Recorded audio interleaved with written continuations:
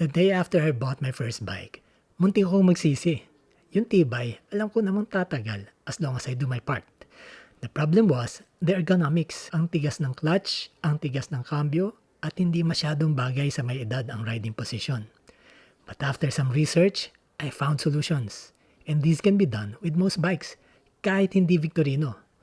Kung ganito rin ang mga problema mo with your bike, stay tuned.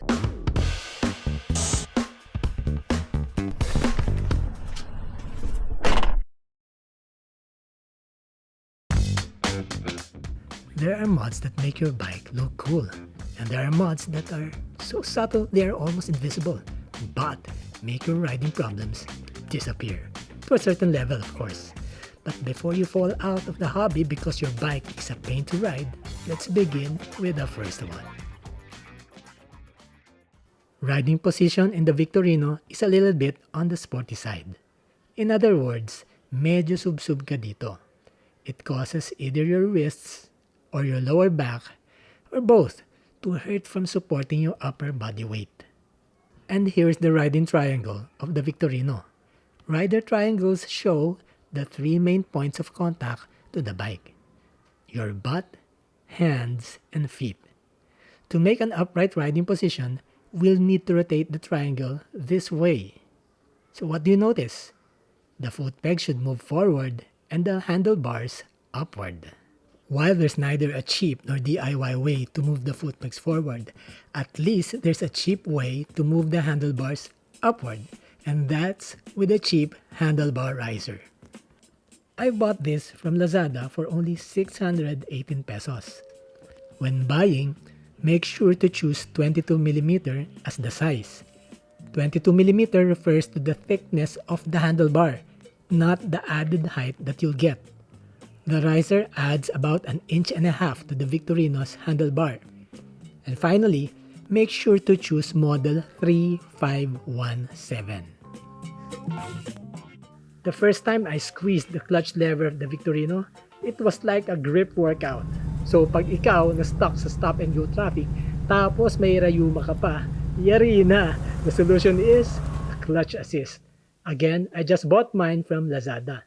At grabe to! When I had it installed, parang magic. The lever was so light, you'll think your bike has a slipper clutch. Now you might wonder, how does this cheap little thing work? Ganito. Inside the clutch assist, there's a lever with a pin at the top end, which acts as the fulcrum, if you remember your physics class. On the other end, there's a short cable that connects to the clutch lever, and there's also a long cable that connects to the actuator arm. Mapapansin nyo, offset or hindi magkatapat yung dalawang cable. When you squeeze the clutch lever, instead of your hand pulling the entire weight of the actuator arm, some of the weight is distributed to the fulcrum. Now imagine a wheelbarrow. When you lift it from the ground, most of the weight is transferred to the wheel, which acts as the fulcrum. Same principle used in our clutch assist. But of course, just like most things in life, there are a few little downsides that you may want to know. I'll make a separate video on that, so be sure to subscribe so you get notified when it's ready for viewing. Compared with other bikes that I tried, sobrang tigas ng cambio nitong Victorino. Lalo na kapag malayo na naitatakbo at mainit na ang langis sa loob. At lalong-lalo na during break-in period. Sa tigas ng cambio, nagpasa talaga sa ibabaw ang paa ko. And then someone from the Victorino chat group advised me to replace the gear shift arm with a longer one. And that replacement is actually for the For the Honda CBR 150. I will put the exact code number on the screen for reference.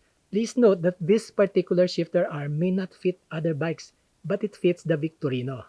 Okay, so how does it work? Ganito. This little thing right here, we move it clockwise or counterclockwise to change the gears inside the engine. Now here is the shifter. Dito natin nakapatong yung paa natin, We either move it down or upwards to turn this.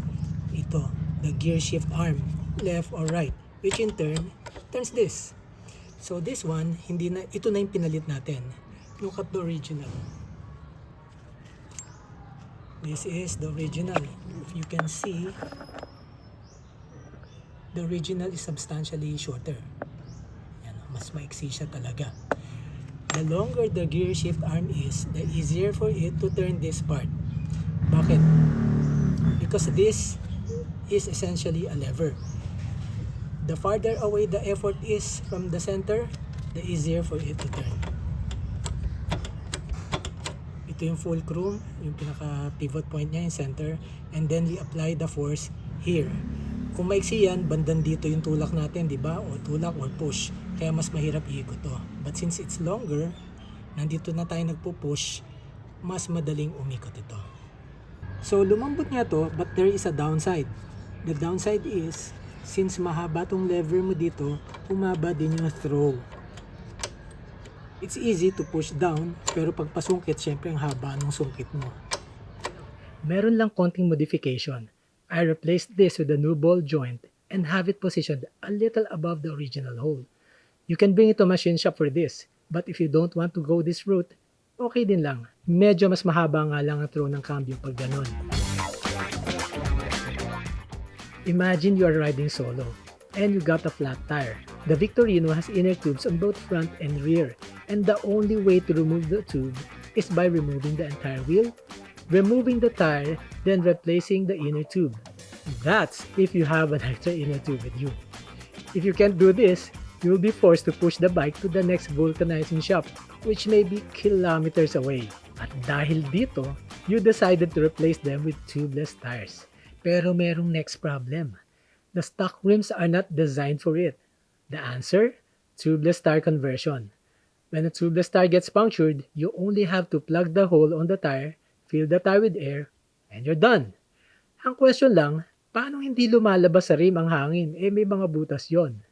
Answer? They wrap a rubber airlock around the rim to cover the spoke holes. But not all tubeless tire conversions are the same, ha? I'll be making another video on that soon. Again, please subscribe to get notified when it's ready for viewing. At may singin ko din lang before I end this video. Before you modify or add accessories to your bike, it's better that you ride the bike first. Ang dami kasing tanong sa iba't ibang forums kung ano daw ang mga unang babaguhin sa bike kahit hindi pa nila nabibili o nasasakyan man lang.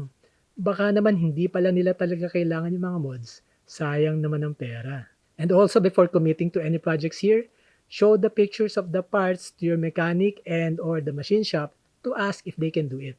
If they can't, don't buy the parts yet. I hope this video has been of value to you. Please like it, share it with your friends, and please subscribe to my channel so you'll get updates to the latest helpful video. Ride safe and God bless.